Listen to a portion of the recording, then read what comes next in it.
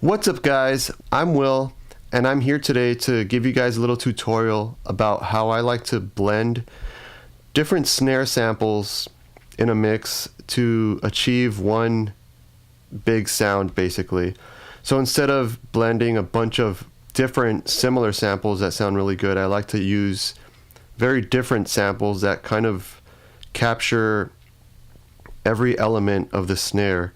So in this case I have these 4 tracks right here, and these are all samples.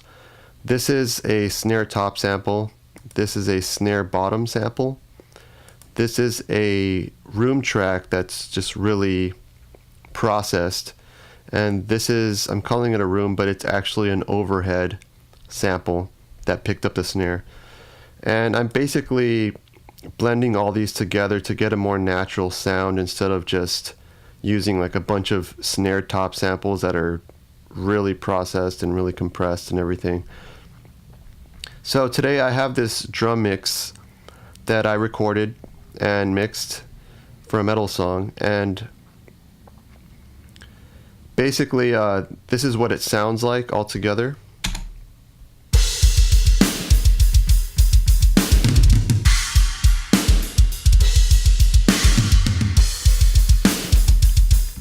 Right, so basically let me solo these snare tracks for you first.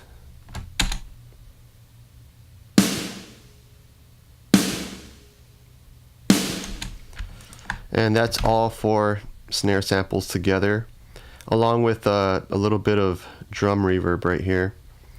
And basically the way I like to mix is what they call top-down mixing, and it's pretty much like I have all of my different drums going out of different buses, and they ultimately all come out of this drums bus right here. And I kind of start processing from the top all the way down to the individual tracks. And right now I don't actually have anything on this drums bus, but the last place that the snare comes out of before that is this shells bus, and the kick and the toms also come out of this bus. And so I already start processing the tracks. So right here I have the SSL bus compressor, basically doing a little bit of compression. I can bypass it. So it's giving it a bit more snap and a bit more body and bringing up the volume just a bit. And over here I have the Slate virtual mix rack, and I have some FGN doing a bit of, I'm taking out a bit of mid-range right here just to take out some boxiness, and I'm adding just a bit of top end around like 12K, and this is without it. So pretty subtle, just mostly taking away some of that boxiness, and Revival is just adding a lot more top end to it. Let me bypass it.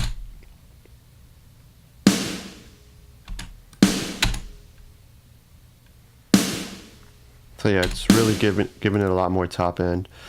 And before this, these tracks go into this snare bus, and I have another virtual mix rack right here, which starts off with the VCC channel on the Trident setting, and that pretty much kind of gives it a bit of a scoop in the mid-range, adds a little bit more bottom and top end, so it sounds more fat and hi-fi sounding. Let me bypass it. And with it. So yeah, as you can hear, you can definitely hear the top end coming in more.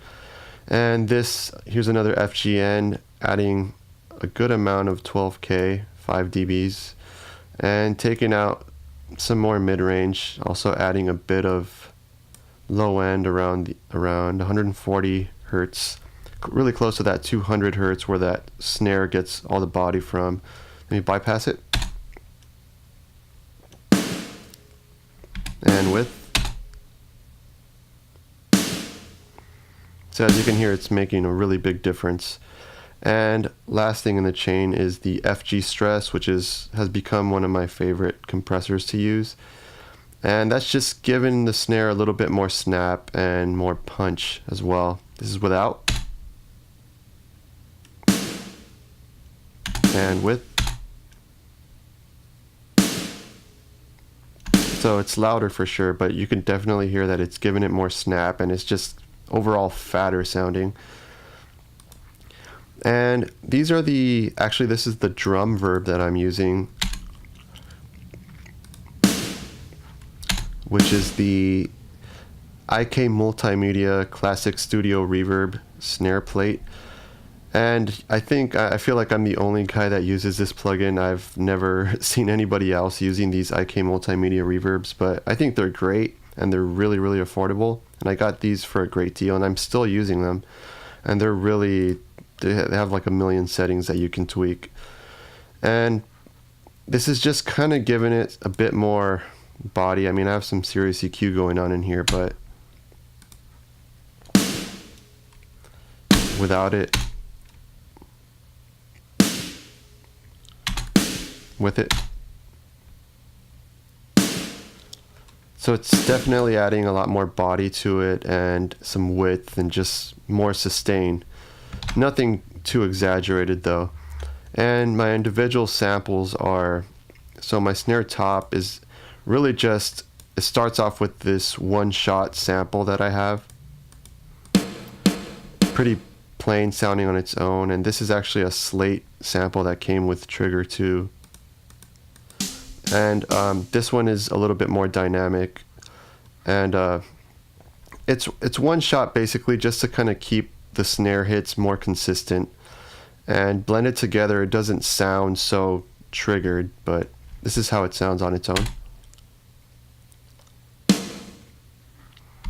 And I'm basically just doing like a tiny bit of EQ, tiny bit of a lift here, taking out a bit of mid-range and low end, rolling off some low end at 60 Hertz, and that's going into JST clip, which is basically just clipping off that transient and letting the snare sound, it's letting the snare cut through more in the mix without, blowing up your bus compressor, and it just makes it sound fatter. It's a really great plugin. And that's going to my drum verb.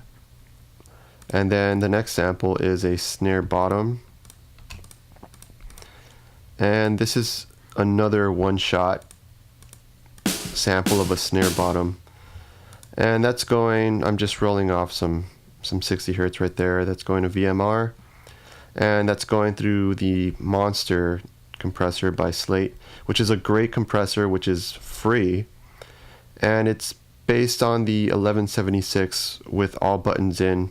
And it's become my favorite snare bottom compressor because it just really lets the snare wires actually ring out more and just gives the snare more sustain. Here's without it. And with it. So it's adding some punch, some fatness, and some more sustain from the snare wires. And that's going into JST clip again. My next sample is this room track that's just really processed, and that's pretty much, actually that's not it. These two samples, they're both Snare 12A. I think anybody that mixes metal knows Snare 12A from Slate. It's just one of the most popular snares. And I'm just using the room tracks, and so this is pretty much a room track tracked at NRG Studios. And this is, I believe it's like a more processed version that's already included in the pack. And that's going through an EQ. It's just taking out some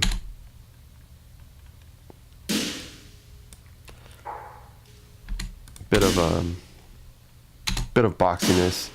And this sample just really gives the snare some more top end for sure. It gives it some width and some more sustain, and almost sounds like a reverb on its own. And here's how it sounds with and without these direct samples. And with it.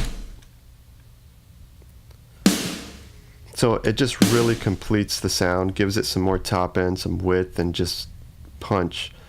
And this track alone is great for me. Like, I'm always using this as a preset with real drums as well. Like, if I really liked the direct snare top and bottom, I can just bring this one in to give the other tracks some more top end without having to boost too much top end in these tracks and then get a whole lot of bleed in it. And the last track is an extremely plain sounding track, just basically an overhead track. It's not even processed, and that's basically just kind of giving it some realism to still sound like a real snare drum and not like a sample. I could probably do without this track, but it just gives it a bit more.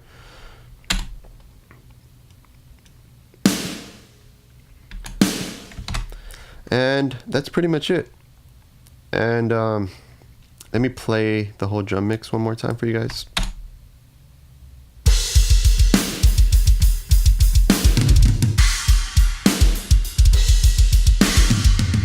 Cool, so I hope you guys enjoyed this tutorial, and hopefully you guys found it useful. If you guys have any questions, you can just leave some comments below. So that's pretty much it, guys. If you guys enjoyed this video, make sure to give it a like and click on the subscribe button below for more videos coming soon. Thanks a lot, and take it easy.